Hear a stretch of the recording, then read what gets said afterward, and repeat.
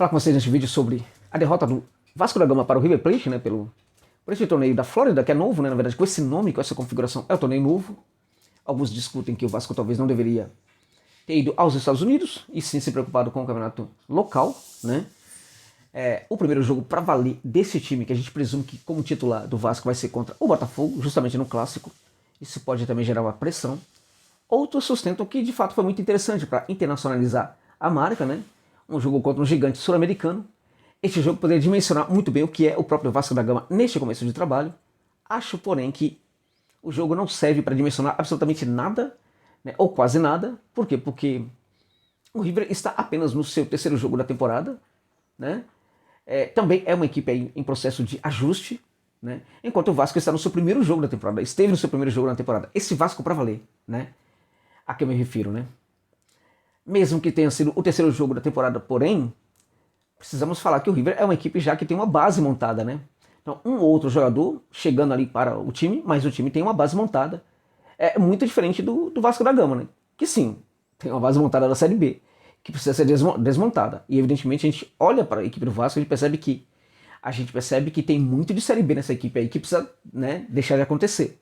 Isso certamente pode ocorrer com o decorrer, né, dos jogos e também da temporada de 2023. Né? Ora, esse amistoso na verdade serviu para quê? Serviu para dimensionar o que é o Vasco? Como eu disse, acho que não. Né? Agora, evidentemente que tem coisas ali, tem os sinais, sempre os sinais. Precisamos nos ater aos sinais. Quais foram os sinais que o Vasco da Gama deixou nesse jogo? Primeiro, acho que deixou um sinal interessante de vontade, disposição, né, e entrega para uma ideia. Né? Muitas vezes não víamos isto na Série B com o Vasco da Gama. Então a gente viu uma equipe querendo competir, uma equipe com vontade de competir. Na minha opinião, em alguns momentos, essa equipe que queria competir, e isto é um ponto positivo, né, queria competir de certa forma, né, com uma visão tanto quanto romântica do contexto real, da situação real do jogo. Porque se eu tenho tanta dificuldade física, se eu tenho problema de ritmo de jogo, né, se eu tenho problema para entrosar jogadores que, né, mal chegaram, né, ao clube, né, por que eu vou tentar fazer um jogo tão aberto e direto contra o River Plate? Né? Qual é a finalidade disso? E aí eu acho que esse tipo de problema, passa sobretudo pela comissão técnica do Vasco da Gama, passa pelo Barbieri, que em alguns momentos, a partir do 2-0 do River, foi flagrado ali pela câmera com uma cabeça baixa. A cabeça baixa de um profissional que certamente estava sentindo um pouco já o peso desse resultado do primeiro jogo. E não era para tanto. Agora o Barbieri tem que ser um comandante importante para o Vasco da Gama. Ele tem que realmente saber se levantar dessas situações complicadas. Né? E este também é um momento importantíssimo da carreira do Barbieri, porque a passagem dele para o Bragantino, ao contrário do que muita gente falava naquela ocasião, não era um trabalho bom, não era um trabalho interessante. Né? Era um trabalho bastante questionável. Lá em Bragança Paulista, muita gente questionava o trabalho do Barbieri. Né? Quando ele chegou para o Vasco da Gama, muitos se perguntaram por que o Vasco da Gama não foi à Europa buscar um técnico com muito mais peso, um técnico muito mais interessante. O Vasco da Gama é SAF, em tese tem dinheiro para buscar e bancar uma grande contratação, ao menos para o seu banco de reservas, para o comando do seu banco de reservas, ou seja, um treinador de peso. O Barbieri pode ser um treinador realmente importantíssimo para o contexto do futebol brasileiro, mas ele já é esse treinador? Este é um ponto. Ele já é esse treinador de peso no futebol brasileiro? Ou ele é um cara que está se testando ainda, está se construindo ainda para ser esse treinador? Então essa escolha, ela foi a correta mesmo? O Barbieri hoje ele se configura mesmo como um grande técnico ou ele se configura como uma grande aposta? Se ele é uma grande aposta, o Vasco da Gama fez bem em buscar uma grande aposta para o comando do seu banco de reservas? As grandes apostas não devem ser feitas justamente para os jogadores? Né? Então você tem um grande técnico que vai saber melhorar, potencializar essa grande aposta, fazendo que esse jogador deixe de ser uma grande aposta e vire uma grande realidade. Não seria isto que o Vasco deveria fazer? Então, em alguns momentos do Vasco competindo contra o River, embora eu tenha gostado muito de ver a coragem do Vasco da Gama em alguns momentos, né, me passou também essa impressão de que a equipe estava jogando errado. Estava jogando errado porque estava dimensionando muito mal o seu adversário. Por exemplo, o River. Em vários momentos, o River teve mais posse de bola, tá, gente? Teve mais posse de bola, teve um número de finalizações parecidíssimo com o Vasco da Gama, o que gera uma ideia de equilíbrio do jogo. Em alguns momentos, de fato, tivemos o equilíbrio do jogo em várias ações, inclusive nas finalizações, embora as finalizações corretas do River foram o dobro das finalizações corretas do Vasco da Gama. Mas tivemos ali ações, né, no número muito parecidas, exceto na questão da posse de bola. E na questão da posse de bola, o River Plate mandou no jogo, teve muito mais posse. Agora, em alguns momentos em que não tinha posse de bola, o River tinha um entendimento do jogo que era melhor do que o entendimento do Vasco sem a posse de bola. O River sem a posse de bola praticava uma humildade maior.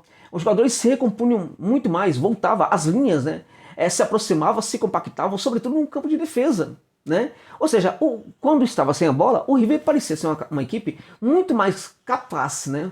Muito mais com possibilidade de fazer um contragolpe vencedor do que o Vasco da Gama. O River parecia, por exemplo, duelar muito melhor sem a bola no seu campo de defesa do que o Vasco da Gama. Né? Então o River conseguia gerar uma pressão, né, o portador da bola da equipe do Vasco quando estava no seu campo de defesa do que o Vasco da Gama quando estava no seu campo de defesa, né, tentando ali recuperar a bola do River Plate. Este é um ponto bastante complicado. Acho que este é um ponto que nós devemos apontar, né, permita-me aí a redundância, né, de um problema que a gente viu nesse jogo. Ou seja, enquanto não teve a bola, o Vasco não foi uma equipe eficiente, não foi uma equipe competitiva. Este é um sinal complicado. Ou seja, quando eu estava no meu campo de defesa, ou mesmo ali no setor no meio de campo, no segundo terço do campo, sem a posse de bola, eu não sabia duelar, eu não estava duelando de forma muito competitiva. Né? E quando a minha equipe atacava, né, este é um outro ponto, quando a equipe atacava, às vezes ia com um contingente, né, talvez muito maior para o setor de ataque. A chegada era com muita gente, e acho que isso aí também pode ser um problema. A chegada, evidentemente, tem e deve ser com muitos jogadores ali no entorno da área do adversário, mas em geral tem que ser comandada, né, por alguns jogadores em especial, né, e quando a jogada fica muito forte, quando as chances são muito fortes, né, da equipe fazer o gol, aí eu acho que tem que ter muito mais jogador. Quando, por exemplo, o adversário está numa situação complicada ali, né, quando o adversário recompõe mal, né, ou quando o adversário, por exemplo, está muito perdido na marcação, não está conseguindo, por exemplo, furar ali frustrar a criação de linha de passe e tal, aí eu acho que tem que ter mais chegada. Né, tem que ter mais gente chegando para ajudar, para melhorar o contingente. Mas não pode ir muita gente ao mesmo tempo. Tá? Não pode ir muito jogador, né, frequentar o terço final ao mesmo tempo, deixando ali um espaço muito grande entre as linhas. A equipe fica completamente ali desmontada, né, com muita gente no setor, poucas ali no setor, no miolo, e outros jogadores um pouco mais atrás. Esse é um problema, e foi visto em algumas situações ali do jogo. O outro problema é que às vezes nós tínhamos muitos jogadores no setor de ataque, a gente tinha no meio de campo, porém, né, alguns dos jogadores de defesa frequentando aquele setor do balão de meio de campo. Né? Ou seja, portanto, a gente tinha ali uma situação em que também se tivesse o contragolpe e se aquela linha defensiva fosse rompida facilmente, né, a equipe adversária poderia ter muita facilidade para fazer gol. Então, este é um problema de começo de temporada, este é um problema de ajuste do técnico com seus jogadores, por certo que é um problema de ajuste, mas é um problema que deixa sinais complicados, porque esse tipo de coisa era algo para ser já... Poderia não estar executando muito bem uma outra forma de jogar, né? Uma forma de jogar em que este erro não aparecesse, mas uma forma de jogar diferentemente dessa poderia já estar acontecendo neste começo de temporada. Ou seja, eu tenho muita gente ali atacando, ok? Então eu tenho a minha zaga, na verdade, né, praticamente ali no setor de meio de campo. Então veja bem, esse tipo de coisa pode acontecer? Pode, mas isso tem que ter muito treinamento. Tá? Muito treinamento. Agora, mesmo que não tenha treinamento para isso, né, eu preciso deixar sinais de que tem algo que vai funcionar quando a equipe adversária conseguir pegar essa bola e sair para o contragolpe rápido. A impressão que passou é que não tem sinal nenhum de que isso possa funcionar. Evidentemente que é começo, tá, gente? O Barbieri pode ajustar isso daí. O que me parece, porém, é que algumas das coisas que eu vi no Vasco da Gama, justamente este problema, foi um problema que eu vi no Bragantino no começo da temporada passada. E a temporada passada do Barbieri no Bragantino foi a pior. E foi a pior porque teve erro aí que o Bragantino cometeu, que apresentou no começo da temporada, que apresentou também no final da temporada. E um dos erros foi esse daí. A equipe do Bragantino não era uma equipe, por exemplo, de posse de bola. Era uma equipe que jogava, sobretudo, no contragolpe. Só que em alguns momentos, né, quando tinha bola, você tinha muita gente frequentando ali o terço final. Né? Às vezes, os jogadores do meio de campo também faziam parte desse contingente ali que trabalhava no terço final, e você tinha a linha defensiva praticamente trabalhando no meio de campo. Quando o adversário rompia essa linha defensiva, gerava contra-golpe e fazia gol no Bragantino. Foi uma das piores defesas do Campeonato Brasileiro de 2022. Então, este foi um erro que eu vi no Bragantino, que eu também vi no Vasco. Por isso que eu falo do problema do sinal, né? Porque quando este erro apareceu no Bragantino no começo da temporada, ele persistiu até o final, né? Então, a impressão que deu em alguns momentos é que o River estava meio morto, meio cansado também, sem uma ótima condição física e tal, mas o River, quando tocava a bola, tocava com uma fluidez muito grande. Isso aí a gente pode falar que tem algo de jogo de memória, a gente pode falar que tem um time base do River que era muito mais eficiente, trabalhando na primeira divisão da Argentina, trabalhando nos principais torneios no principal torneio entre clubes da América do Sul, que é a Libertadores, enfim. Enquanto o Vasco estava na segunda divisão e o time base do Vasco de ontem foi o time da Série B. Né? Mas a qualidade do toque era muito relevante por parte do River e sem muita relevância por parte do Vasco da Gama. Né?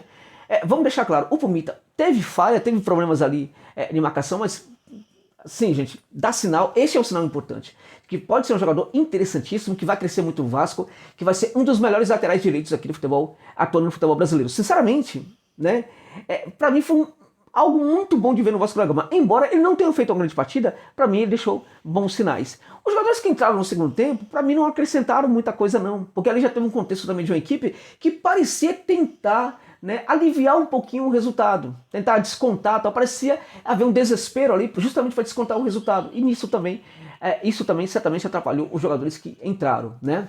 Os jogadores da defesa, né, sinceramente, o Piton, né? O Piton, gente, sinceramente, quando ele estava no Corinthians, ele já era o jogador que jogou ontem. Então não dá para esperar que ele seja um jogador muito diferente do que ele foi ontem. Infelizmente, o Vasco errou na contratação do Lucas Piton. Infelizmente. Pagou muito dinheiro para um jogador que, infelizmente, não costuma jogar muito mais do que jogou ontem. Ele pode ter um jogo aí que vai mandar muito bem, mas, em geral, um jogador como foi no jogo de ontem. Era assim no Corinthians, gente. Né? Então acho que houve um erro de avaliação aí. Espero estar muito errado em relação a isso. Torço para que eu esteja errado em relação a isso, até porque o jogador já está no Vasco e ele precisa dar certo para que o Vasco também dê certo, né?